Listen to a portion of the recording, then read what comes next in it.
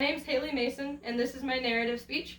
Here to listen to me is my fiance Samantha, my son Dakota, my friend Andy, my friend Anthony, who's behind the camera, and my mom is here virtually.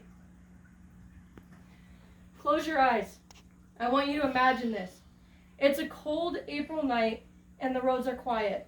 Not a body or a car in sight. You're crouched behind a car, and your back is pressed up against the wheel. You can feel your heart pounding in your chest. Panic wipes over you like a wave, and you are sweating in fear while the winter air freezes it to your face. This is your imagination, but my reality. Almost every night for 3 months, I would go out with a group of my friends and take things out of unlocked cars. We were invincible, unstoppable, and downright naive. We made newspapers, headlines. We even made the news. Every small town in Nebraska knew about us. We had rules, though. Rules of the run is what we called it.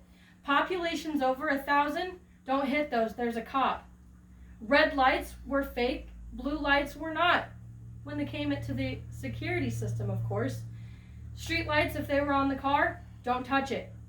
All of this came to a screeching halt when I was sitting at home and I heard 3 loud knocks on my door. 3 loud knocks that I can still hear in my nightmares. 3 loud knocks that proved how idiotic we were.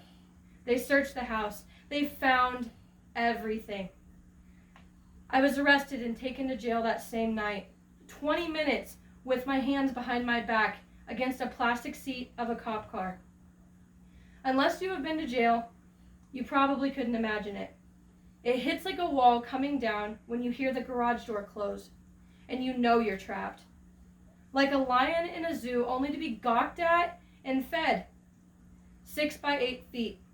That's all you get. 6 by 8 feet of space for you and one other person to live, breathe, and bathe. 6 by 8 feet of space is all you get to use the bathroom, and there's still a person in there. In the blink of an eye, you can go from a whole world to 6 to 8 feet. It's cold, it's dirty, and it smells.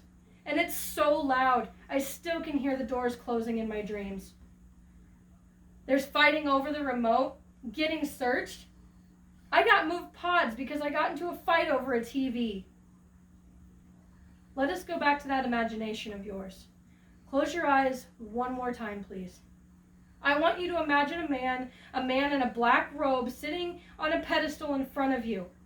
Take a good look at him. That man is now your God. He decides your future, who you are, what you get to do, and who you get to be. He left me with probation, more jail time, and community service. According to the World Population Review, only 25.5% of criminals in Nebraska reoffend in a year. That means 74.5% of people are taught something within the criminal justice system. There are a lot of numbers, but what I'm getting at is I'm merely a statistic. In 2016, I was granted a full pardon by the state of Nebraska for all charges. I went into a room full of people and was given a number. If they said my number, I got it. I left free.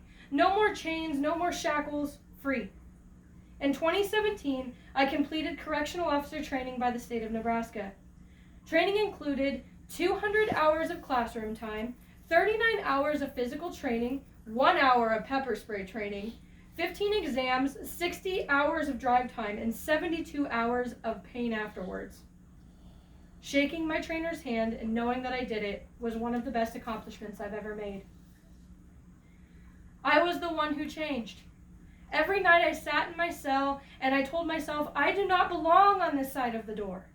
I decided that I would not just be another offender after a total of 60 days in jail. I looked at the officer who was releasing me and said, I will be back, but I will be wearing a uniform. She laughed it off and told me to stay out of trouble. I saw her again, and guess what I was wearing? From sitting next to a car in the freezing cold, praying I do not get caught, to talking with a troubled girl in the jail day room about changing their life decisions because I've been there. Let us just say this isn't the first time I've had this conversation. Life is a funny thing.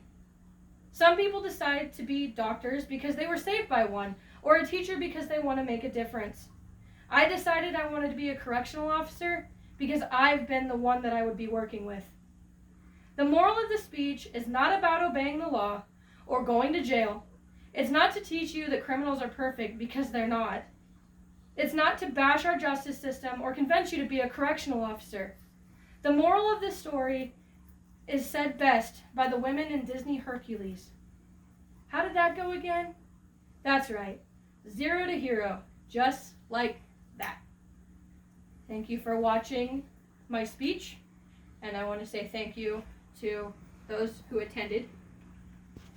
My mom, Anthony, Andy, Dakota, and Sam.